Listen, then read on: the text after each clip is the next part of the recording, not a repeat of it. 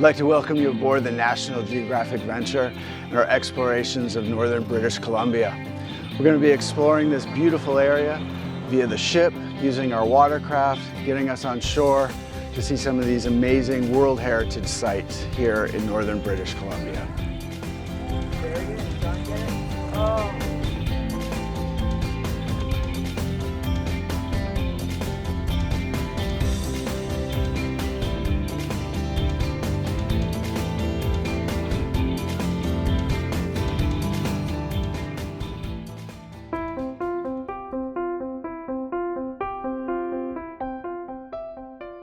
This morning, the National Geographic venture docked in Prince Rupert and made our short excursion out here to North Pacific Cannery in Port Edward, BC.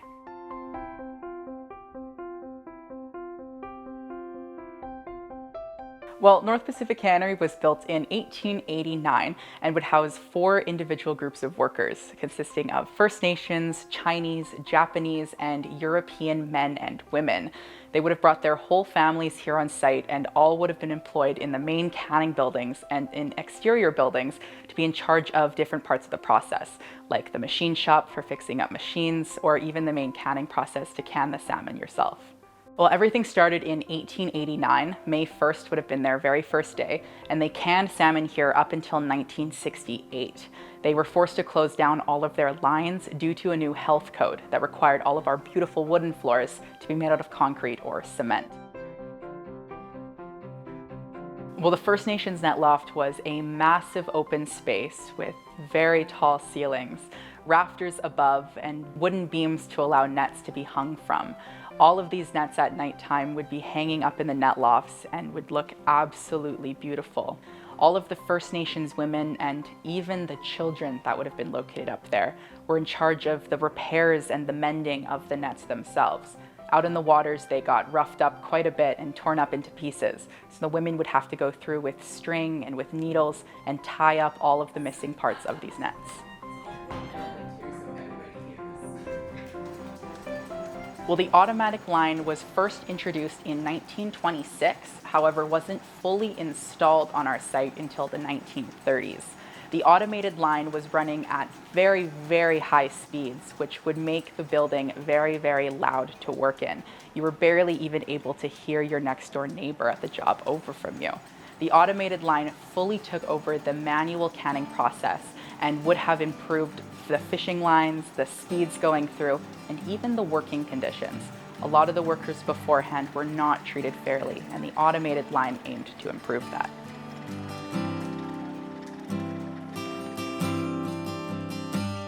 Not only is it good to know about your history, it's also good to know about the history of people around you. Canada is filled with tons of different people from all around the world, different ethnical backgrounds, and canneries like this are a great example of all of those workers coming together despite their differences just to finish the job. North Pacific Cannery had different groups of workers here doing different jobs and all working together without any bit of communication. And just knowing that history and even the way that they were treated, it's really important for especially people nowadays with the world that we're living in.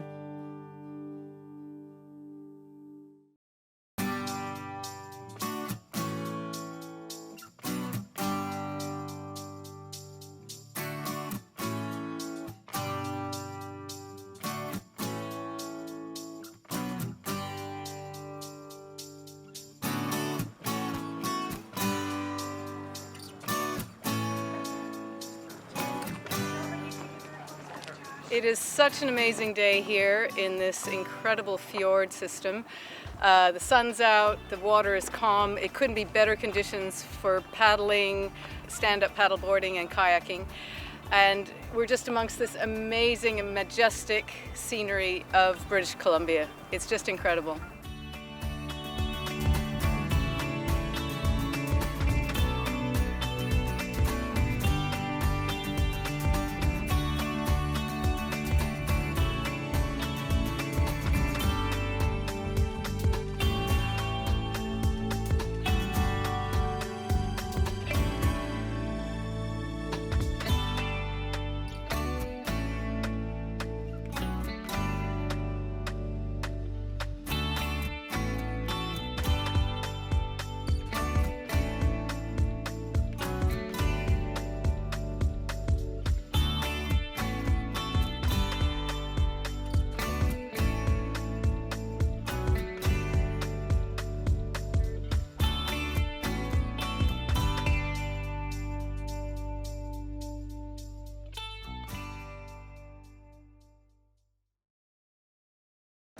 on the hunt looking for food again.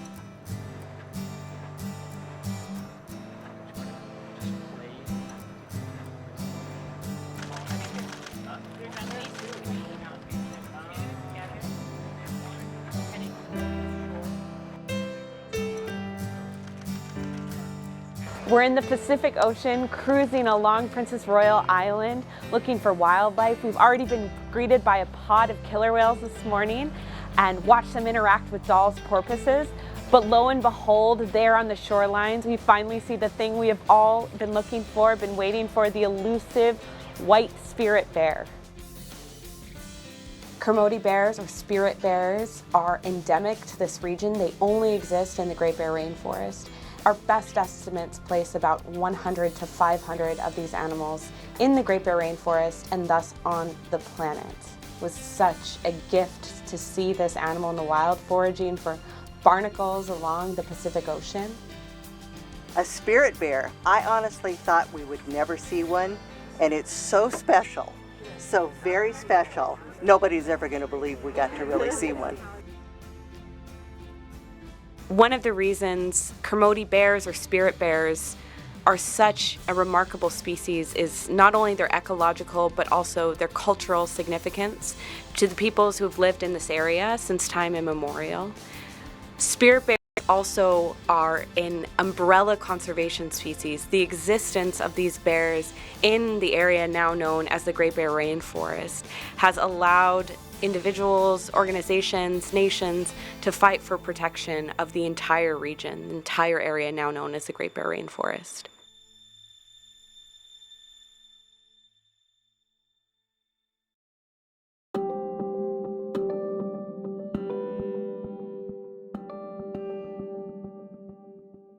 Being welcomed to the shores of Klemtu is such an important experience to really understand this coast and to feel part of the Great Bear Rainforest. Shane Robinson was a fantastic guide as we walked into the big house, the smell of cedar wafting immediately to our noses, and we're humbled in this space of cultural exchange, of cultural revitalization, the signal to all the work these nations have done to rebuild and reinstate their traditional practices. One of the most incredible parts about spending time in the Great Bear Rainforest, beyond the stunning vistas and white spirit bears, are the people. First Nations in this area have stewarded this land we visited since time immemorial and continue to today. While we are visiting the territories of First Nations in the territories of Kitasoo-Hehes, it was a truly incredible and profound opportunity to get to ask Shane questions about his personal life and the building we were visiting, and more deeply understand where we were and the people who have made this place what it is.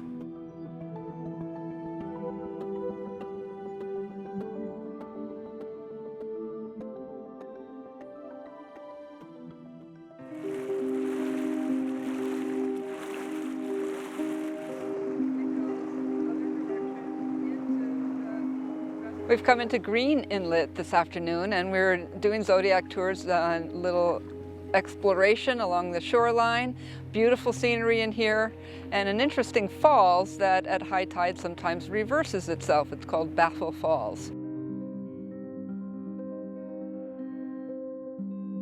Well, we're in the temperate rainforest here, and the thing that amazes me about temperate rainforest is that there's more biomass here than there is in the tropical rainforest. That means that there's more living matter per area than in the tropical rainforest, and part of that is because the trees get bigger here.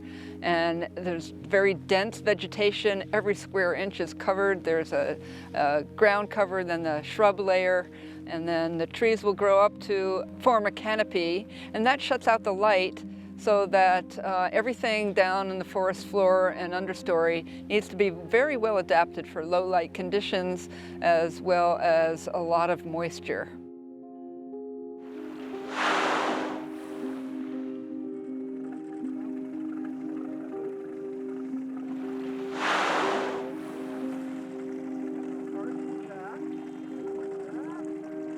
Wow. That was incredible. I never dreamed we'd see one so close, to come up right beside the boat and to have cameras ready. Wow.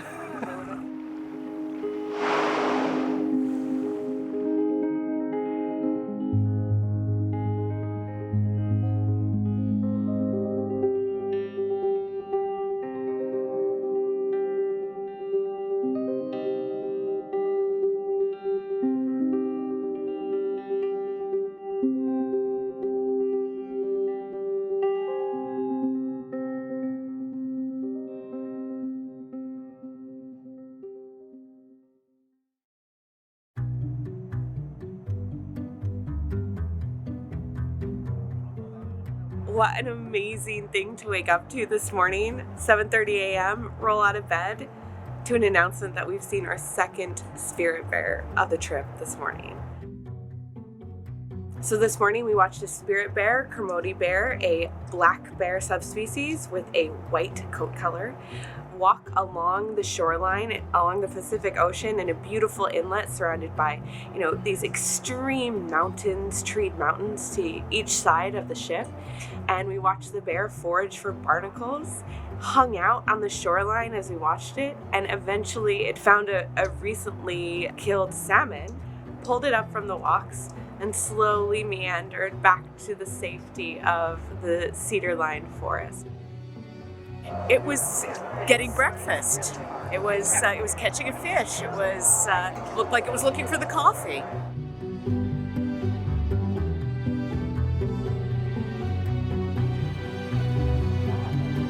So currently we have a black Kermode bear walking along the beach. Oh, he's actually stepping into the water. Looks like looking for salmon scraps. Oh, got one! That was no problem.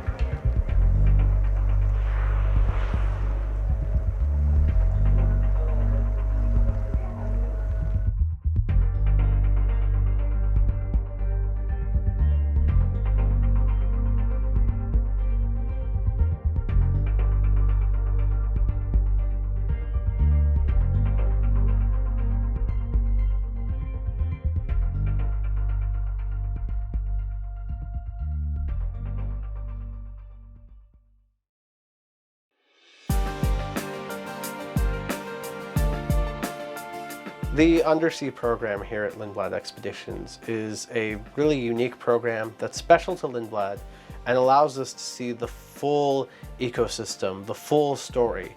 We see the terrestrial world when we're hiking, kayaking, zodiac cruising, but the diving brings in the underwater world. And what we see underwater is a world, even if it's dark, full of colors, full of life. We see anemones, we see nudibranchs, sea slugs that cruise the ocean floor, feeding on small invertebrates. We see sea stars and other sorts of echinoderms throughout the reef. We see crabs feeding on the life passing by them. We see other planktonic feeders like sea cucumbers, and we see sea cucumbers that feed on the ocean floor like vacuums, eating what's off the reef, eating what's off the sand, and leaving behind clean waste as they just Roomba through the oceans. And so all these animals play a part. They all make up a neighborhood. Maybe it's a decorator crab going for a ride on a sea cucumber. Maybe it's a nudibranch hanging on a piece of algae in that intertidal current that's sweeping by. So all of these play a part of the story where we travel, but we generally never get to see any of this. In these areas, here in the Pacific Northwest, all the way up to Southeast Alaska, these ocean environments are often noted for their high diversity in echinoderm life, specifically the sea stars. We have so many species of sea stars here, and such a huge variety of sea stars, and such a big population of sea stars. But when we don't see these sea stars, we can see other echinoderms like sea urchins. Sometimes it seems like those sea urchins might be taking over, but we see entire reefs full of them. In many parts of the west coast of North America, we've seen a loss of kelp forest, and instead we've seen a rise of what we call urchin barrens. These reefs that are just endless, a sea of urchins.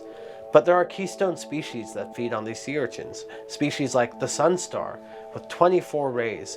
They will move across the reef, and they will feed on these sea urchins, keeping their populations in check. And while this urchin may have escaped this sea star today, many of them are not nearly as lucky.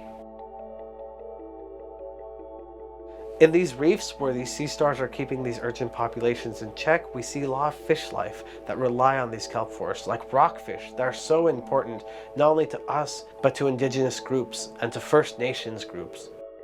These rockfish are long-lived species of fish that typically live over 50 years, showing the longevity of the ocean.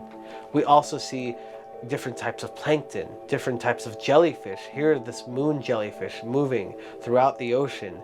And it's a jelly eat jelly world out here. And the top dog in this area is the formidable lion's mane jellyfish. With tentacles of 100 feet, the lion's mane moves across the ocean, feeding on often other smaller species of plankton, but can also feed on fish and other vertebrates. This one has lost its stinging tentacles. I saw it and I thought maybe this is a pacifist, who knows, but instead we see the oral tentacles in full shine here, what would be feeding on what's captured by those stinging tentacles.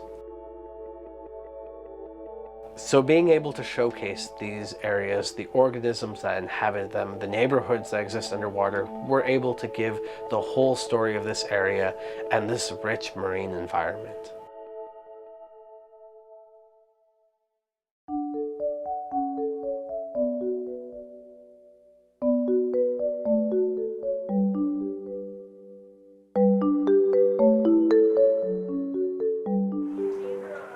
We're in Low Inlet in a zodiac along the misty shorelines of the Great Bear Rainforest. Next to us are huge cedar tree-lined mountains, and we're riding along the shores of the Pacific Ocean. It's low tide, looking for wildlife. So as we went around the rocky shore, we were keeping our eyes peeled for bears, specifically black bears, still of the subspecies Kermode here in the Great Bear Rainforest. And lo and behold, we spotted a black bear, very healthy black bear, combing the coast, searching for salmon stragglers. We're late in their run, but he was sniffing the air, sniffing the beach lines, looking for salmon to bring back into the forest and consume. And we got to hang out with him or her for about 3 minutes as they wandered the beach line and then slowly waddled back into the forest. We even found a salmon carcass that may have been the remnants of what the bear was consuming. We then cruised over to Verney Falls, beautiful waterfall that was pouring into the Pacific Ocean, a great example of outflow in a healthy ecosystem.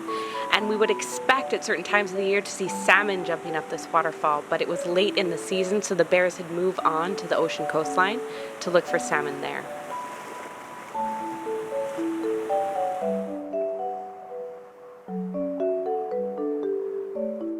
We also managed to see a blue heron silently fishing on shore.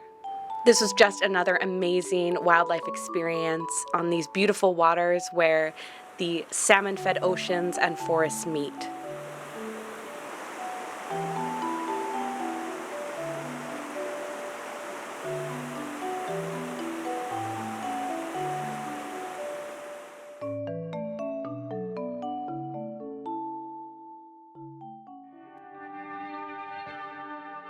I'd like to thank you for joining us on the National Geographic venture over these last several days exploring northern British Columbia. It's been a true pleasure sailing with you, and I look forward to doing it again.